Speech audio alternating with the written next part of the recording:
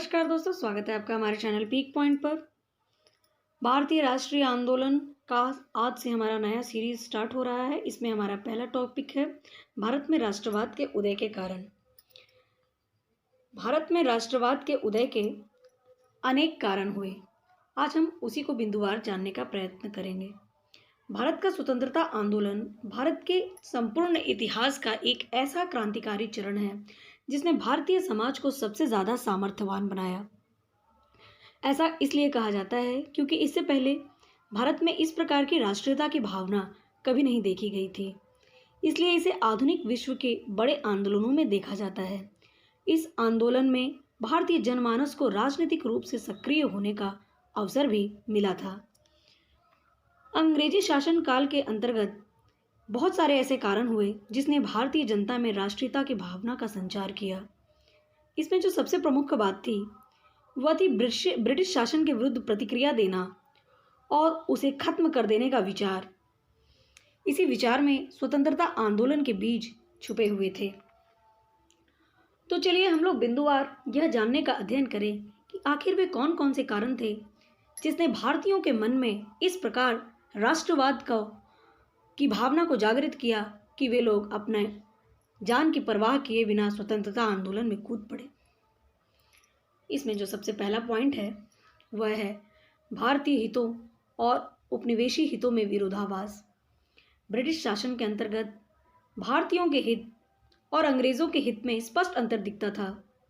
यह अंतर अनेक आर्थिक क्षेत्र जैसे कृषि क्षेत्र, उद्योग क्षेत्र में देखा जा सकता था। वे भारत को एक कच्चा माल के स्रोत के रूप में देखते थे जहां से वह सस्ता कच्चा माल प्राप्त कर लेते थे और उसे अपने देश में ले जाकर बड़ी बड़ी फैक्ट्रीज में निर्मित कर और कालांतर में भारत को एक बाजार के रूप में देखते थे जहां वे अपने देश में निर्मित वस्तुओं को व्यापार कर अपने उद्योग का विकास करते थे और इस प्रकार भारत को दोहरी मार देते थे। यह सबसे प्रमुख कारण बना राष्ट्रवाद के जन्म का। दूसरा मुद्दा था भारत का राजनीतिक, प्रशासनिक और आर्थिक एकीकरण हो चुका था। ब्रिटिश शासन ने भारत में व्याप्त अव्यवस्थाओं को सुधारने और एक सुव्यवस्थित और शक्तिशाली ब्रिटिश सरकार का गठन करने के लिए पूरे भारत देश के लिए एक राजनीतिक, आर्थिक और सामाजिक प्रयास किए। इसके लिए उन्होंने पूरे भारतवर्ष में एक प्रकार की न्याय व्यवस्था और प्रशासनिक संगठनों का गठन किया। अनेक प्रकार के संचार साधन जैसे रेलवे, डाक आदि का विकास किया। यह सारे कार्य वह अपनी व्यवस्था को सुधारने के लिए और शक्तिशाली ब्रिटिश सरकार की स्थापना के लिए करते थे, परंतु इसका फायदा भारत के लोगों को भी हुआ। एकीकरण की इस प्रक्रिया से देश के लोग आर्थिक हित से आपस में एक दूसरे से जुड़ गए।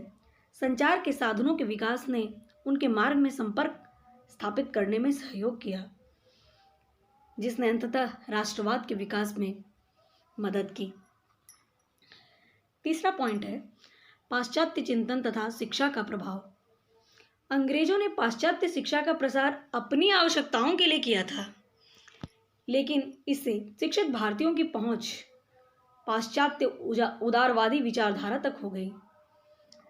उन लोगों ने बेंथम, सीले, स्टुअर्ट मिल, रूसो जैसे प्रसिद्ध लेखों और विचारों को पढ़ा और उनसे उन्हें स्वतंत्रता, राष्ट्रीयता, प्रजातंत्र, समानता, व्यक्तिवाद इस प्रकार की भावनाओं के बारे में वे जाने और विश्व के दूसरे देशों में क्या हो रहा है, लोग किस प्रकार स्वतंत्रता के लिए एकीकृत हो रहे हैं, इन बातों को उन लोगों ने समझा। चौथा पॉइंट है सामाजिक आर्थिक सुधार आंदोलन। पाश्चात्य दर्शन और विज्ञान का प्रकाश अब भारत में फैलने लगा था और इससे विभिन्न धार्मिक विश्वास, रीति रिवाज और सामाजिक प्रथाओं को फिर से परीक्षण किया जाने लगा और इस चीज के लिए अनेक संगठन भी स्थापित हुए जैसे ब्रह्म समाज, प्रार्थना समाज, Arya Samaj, theosophical society, Ramakrishna mission. ऐसे अनेक संगठन स्थापित हुए जिन्होंने लोगों की मानसिकता को बदलने का काम किया। इन सामाजिक धार्मिक सुधार आंदोलन के प्रभाव में आने से लोगों में स्वतंत्र होने और सामाजिक एकीकरण का दृष्टिकोण विकसित हुआ और राष्ट्रीयता के विकास में मदद मिली। 5वां पॉइंट है भारत के अतीत का पुनः अध्ययन। Sir William Jones, Max Muller जैसे विद्वानों ने प्राचीन भारतीय इतिहास पर शोध का कार्य किया, जिससे भारत की समृद्ध संस्कृति का ज्ञान लोगों को प्राप्त हुआ। कनिंघम जैसे पुरातत्वविदों द्वारा जो खुदाई का कार्य किया गया, उससे भी भारत के गौरवशाली अतीत का पता चला। इन सबों के साथ स्वामी दयानंद सरस्वती, स्वामी विवेकानंद, R.G. भंडाकर, इस प्रकार के विद्वानों ने भी भारत की सांस्कृतिक विरासत का लोगों के बीच पुनः व्याख्या किया। इन सब ने भारतीयों के मन में राष्ट्रीय प्रेम और राष्ट्रवाद की भावनाओं को बढ़ाने का काम शुरू कर दिया था। मध्यम वर्गीय बुद्धिजीवियों का उत्थान। इस समय में एक नए वर्ग का उदय हुआ। वह वर्ग मध्यम वर्गीय बुद्धिजीवी था। कैसे हुआ उदय इनका? अंग्रेजी प्रशासनिक और आर्थिक क्षेत्र की नई प्रक्रियाओं से एक नए वर्ग का उदय हुआ और इस वर्ग ने तत्परता से अंग्रेजी शिक्षा ग्रहण किया और रोजगार और सामाजिक प्रतिष्ठा प्राप्त की। वह अंग्रेजों के ऑफिस में काम करने लगे। यह संगठन अखिल भारतीय वर्ग का था, जिसने आगे चलकर राष्ट्रीय आंदोलन को नेतृत्व प्रदान किया।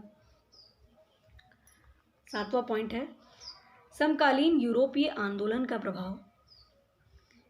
इसी समय भारत के बाहर यूरोप में अनेक देश स्वतंत्र हो रहे थे, जैसे स्पेन, पुर्तगाल दक्षिण अमेरिका से स्वतंत्र हो रहा था। यूनान और इटली भी राष्ट्रीय स्वतंत्रता संग्राम के लिए लड़ रहे थे और साथ ही साथ आयरलैंड का स्वतंत्रता संग्राम ने भी विशेष रूप से भारतीयों को प्रभावित किया था। संचार के साधन हो जाने के कारण लोगों तक ये सारी समाचार और ये क्रियाएं उन तक पहुंचने लगी थी, जिससे वे प्रभावित भी होने लगे थे।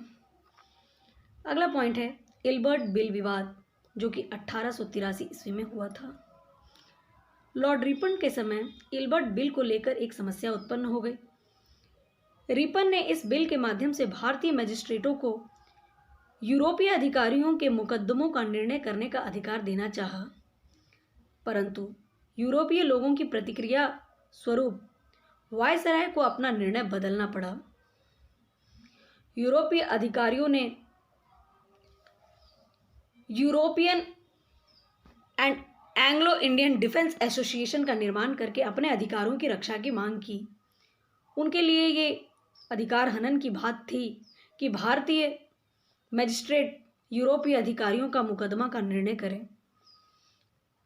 अंग्रेजों की इस जातीय अहंकार ने भारतीय राष्ट्रवाद की भावना को जागृत किया। 9वां एवं अंतिम पॉइंट है साहित्य की भूमिका। इस समय में अनेक साहित्य ऐसे लिखे गए जिसने भारतीय राष्ट्रवाद को विकसित किया। भारतेंदु हरिश्चंद्र, रविंद्रनाथ टैगोर, राजा राम मोहन राय, बंकिम चंद्र चटर्जी, विष्णु शास्त्री आदि राष्ट्रीयवादी राष्ट्रीय साहित्यकारों की रचनाओं ने लोगों में राष्ट्रवाद की भावना को जन्म दिया। अतः कोई एक कारण नहीं बल्कि अनेक ऐसे कारण हुए जिसने भारत में राष्ट्रवाद को जागृत किया। तो इसे हमने अनेक बिंदुओं में पढ़ा है, तो एक बार हम इसका रिवीजन कर लेते हैं। तो जो सबसे पहला पॉइंट था वह था भारतीय हित और उपनिवेशी हितों में काफ़ी विरोधाभास था, जिसने लोगों को मन में अपने देश के लिए प्रेम जागृत करने पर मजबूर किया। भारत का राजनीतिक, प्रशासनिक और आर्थिक एकीकरण होने लगा था, जिससे लोग आपस में जुड़ने लगे। पाश्चात्य चिंतन और शिक्षा भारतीयों में फैलने लगी थी, जिससे उनके मन में भी स्वतंत्र होने की इच्छा जागृत होने लगी थी। भारत में सामाजिक आर्थिक सुधार होने लगे और लोगों का मन एक भारत समग्र भारत की स्थापना का होने लगा था। भारत के अतीत का पुनः अध्ययन, लोगों को भारत की समृद्ध संस्कृति का ज्ञान प्राप्त होने लगा था और इससे उनमें राष्ट्रवाद की भावना जागृत होने लगी थी। मध्यम वर्गीय बुद्धिजीवियों का उत्थान होने लगा, जिन्होंने राष्ट्रीय आंदोलन को नेतृत्व प्रदान किया। उसी समय यूरोप के अनेक देशों में स्वतंत्रता संग्राम चल रहे थे, जिसका प्रभाव भारतीयों पर पड़ा और इल्बर्ट बिल विवाद हुआ, जिससे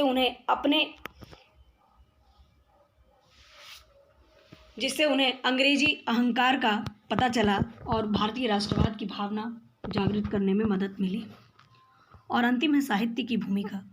साहित्य ने भी लोगों में देश प्रेम की भावना को जागृत किया। अतः यदि आपको वीडियो अच्छा लगे तो वीडियो को लाइक और सब्सक्राइब ज़रूर करें। Thanks for watching.